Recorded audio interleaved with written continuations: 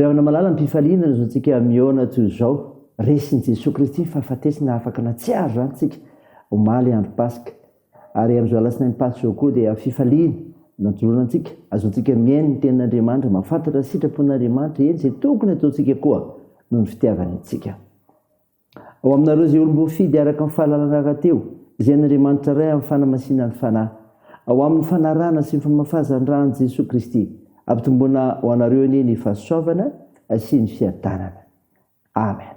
Alasinainy 1 aprily 2022 imanjinantsika aloha hevitra hoe velona ny tompo andeha ry havana idera sakarazan'Andriamanitra isika. Jehovah enao ny alofako aoka tsy menatra akory marak'izay aho vonjeo amin'ny famarinanao aho atongolany amiko ny sofinao fangana monjy aho aoko vatolamiko fiarovana mafy ianao sy batery fiarovana amin'jenahy fa aram-batoko sy batery fiarovana ho ahy ianao ary noho ny anaranao no hitondranao sy tarehinao ahy amen.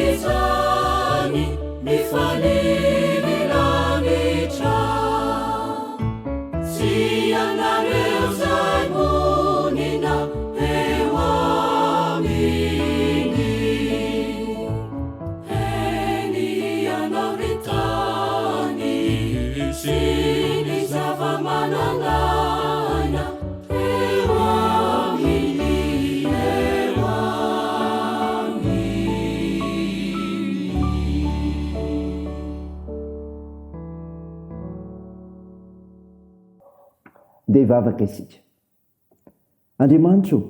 Andriamanitra velona ka mampionona ianao ka nilaza sy nanafatra ny zavatra hisy ho anay koa.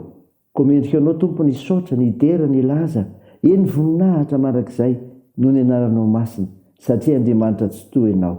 Tompo mpanota manitra izay koa mamindrafo aminay mamela ny elikay soso madio izay mba fakeloka ary diovy izay mba fampahotana fenohy fananao masiny zay ry andreny mofinaina anananay toky fa lehibe ny famoramponao ary Andriamanitra velona marak'izay ianao aminaran'i Jesosy Kristy naovanay izany vavaka izany. Amen. Ny mofinaina ho antsika miteny ity ry havana malala dia hitanao amin'ny boky ny fitomanina. Fitomanina toko 7 ny 9:20 ka hatramin'ny 1:20. Mivaky toy izao aminaran'i Jesosy. Ary nitorotoroiny tamin'ny selabato ny nifiko sady natsikasikasyny tamin'ny laveninao ary norohanao tsy ahita fiadanana ny fanahiko ka efa adiniko ny tsara. Dia hoy izaho, levina ny faharetako sy ny fanantenako an Jehova. Tsarovy ny fahoriko sy ny fanjenjenako dia ny zava-mahafaty sy ny rano mangidy.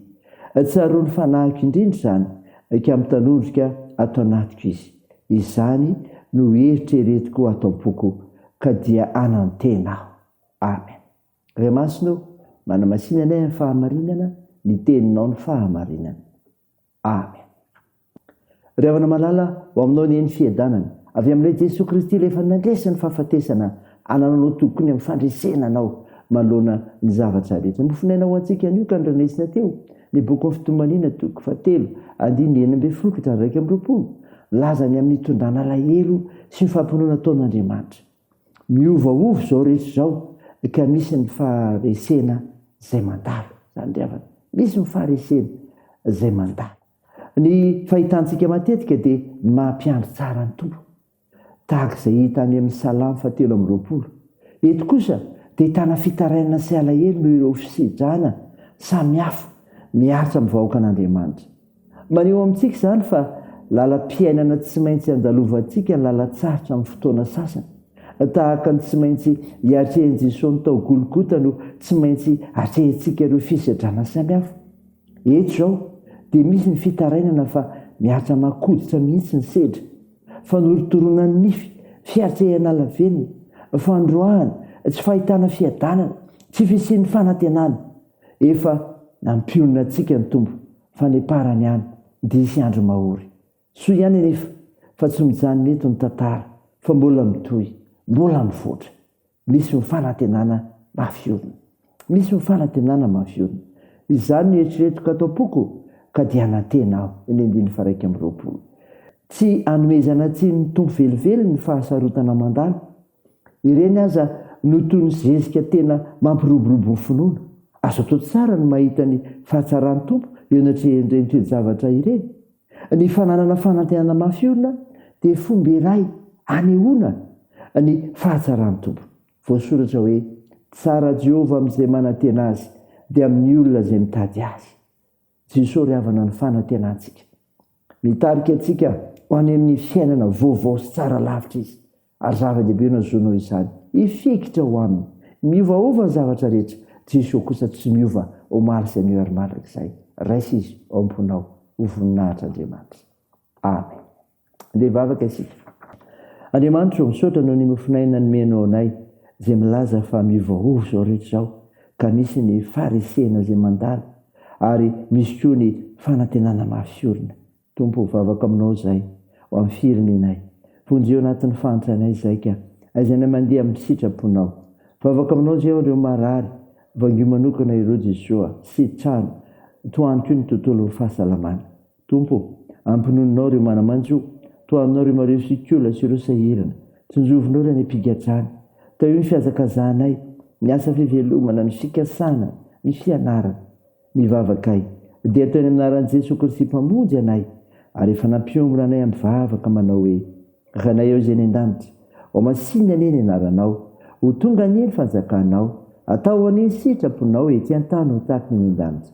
Meo ny izy anona sahaza ao anay ary mamela ny helikay tahaka ny namelanay izay meloka taminay ary aza mitondra anay amin'ny fakapanahy fa manafany amin'ny ratsy fanao ny fanjakana sy ny hery ary ny voninahitra marak'izay. Amen. Raisa finoana ry avy nanetsodrana tongotra anao aminaran'i Jesosy Kristy. Ho aminareo ny fiadanana ary fitiavana mba finoana avy amin'Andriamanitra ray sy Jesosy Kristy Tompo. Ny fahasoavana eo aminareo sy rehetra tian'i Jesosy Kristy Tompontsika amin'ny fitiavana tsy mety levina. Amen. Ho an'Andriamanitra eto ny voninahitra amin'ny anaran'ny Ray sy ny Zanaka ary ny fanahy masina.